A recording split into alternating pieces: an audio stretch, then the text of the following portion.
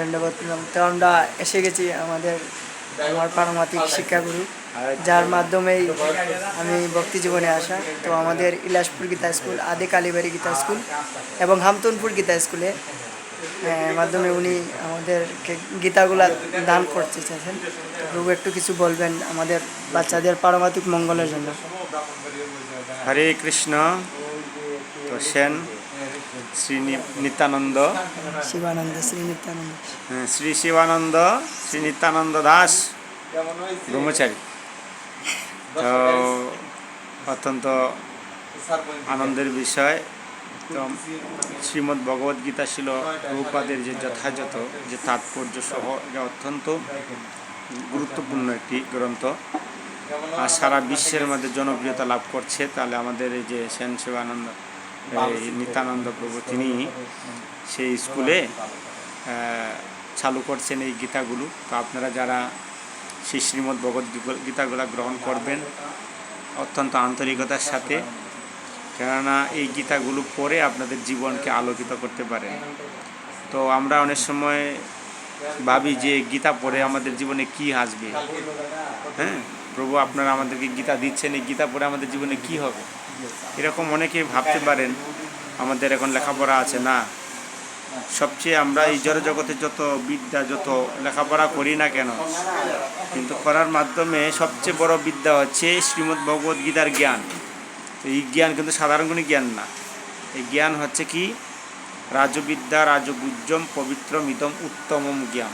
এই উত্তম জ্ঞান যদি আপনারা লাভ করতে পারেন, তাহলে পারমার্থিক এবং জাগতিক উভয় পক্ষে আমরা লাভবান হব। আর সেই গীতা পড়ে আমাদের যে জড়জগতের আসক্তি আছে, যা এই আসক্তি থেকে আমরা মুক্ত হতে পারি। তো কীরকম সেই আসক্তিটি, সেই জন্য বললেন এই গীতার জ্ঞানের দ্বারা যে জড়জগতের আসক্তি থেকে আমরা মুক্ত হতে পারি।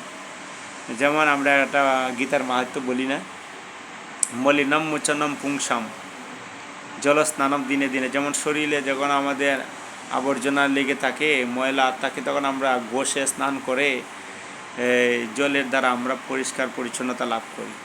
তো ঠিক সকৃত গীতামিত স্নানম সংসার মলনাশনম। তো আমাদের যে বলছেন যে সংসারের প্রতি যে মলের যে আসক্তি, আমাদের যে আসক্তি, সংসার আসক্তি, তো তার থেকে আমরা গীতাতে অবগাহন করলে আমরা তার থেকে আমরা পরিষ্কার পরিচ্ছন্নতা লয় আধ্যাত্মিক জ্ঞানে উন্নতি লাভ করতে পারি, যা আমার স্বরূপকে জানাতে পারে। হ্যাঁ, তো সেই জন্য যেমন আমরা আরেকটা উদাহরণ দিতে পারি যে সাধারণত আমি জিজ্ঞাসা করি যদি আমার বাবাকে, লোকজনকে যদি বলি, তারা বলবে ওই লোকটা পাগল। হ্যাঁ, নিজের বাবার পরিচয় জানে না, নিজের বাবার পরিচয় জানে না। তো কেননা তো বাবার পরিচয় জানতে গেলে কাকে জিজ্ঞেস করতে পারি আমরা? আমার মাকে।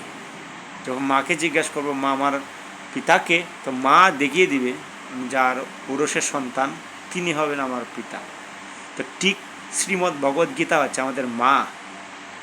আর সেই শ্রীমদ্ ভগবদ গীতার আশ্রয় নিলে, শ্রীমদ্ ভগবদ গীতা পড়লে যা আমার প্রকৃত স্বরূপ সম্বন্ধে জানতে পারি, যে আমার প্রকৃত পিতাকে, সেই সম্বন্ধে আমরা জানতে পারি। তো সেই জন্য শ্রীমদ্ ভগবদ গীতা অত্যন্ত অত্যন্ত আমাদের জন্য জরুরি। যারা ছোট ছোট ভাই বোনেরা আছো, সেই শ্রীমদ্ ভগবদ গীতাগুলো যখন পড়বা অত্যন্ত অত্যন্ত মানে আনন্দের সহিত উভয় পক্ষে লাভবান হবে, আধ্যাত্মিক, জাগতিক এবং সব দিক দিয়ে। যা আমরা একটা সময় কারো কাছে যদি কোনো প্রশ্ন আমাদেরকে জিজ্ঞাসা করে, তখন আমরা প্রশ্নের উত্তর যথাযথভাবে দিতে পারবো শ্রীমদ্ ভগবদ গীতায় আশ্রয় গ্রহণ পড়লে স্টাডি করলে। তো শিল প্রভুপাদের গীতাটা অত্যন্ত গুরুত্বপূর্ণ। আমাদের সেন শ্রী নিত্যানন্দ ভুলি যাই রে নামটা, শিবানন্দ, শিবানন্দ, সেন শিবানন্দ, সেন শিবানন্দ, শ্রী নিত্যানন্দ, আমি সেন শিবানন্দ শ্রী নিত্যানন্দ দাস সেই ভগবদ্গীতাগুলো তোমাদের হাতে তুলে দিবে। হরি বল, হরে কৃষ্ণ, হরে কৃষ্ণ, হরে কৃষ্ণ, যেখানে কাটাকুটি হয়েছে এগুলো হরে রাম, হরে রাম, হরে রাম কৃষ্ণ। রাম, হরে জয় জগদীশ প্রভুপাদ কি জয়। তাই গৌর সীতানাথ, অসংখ্য অসংখ্য ধন্যবাদ।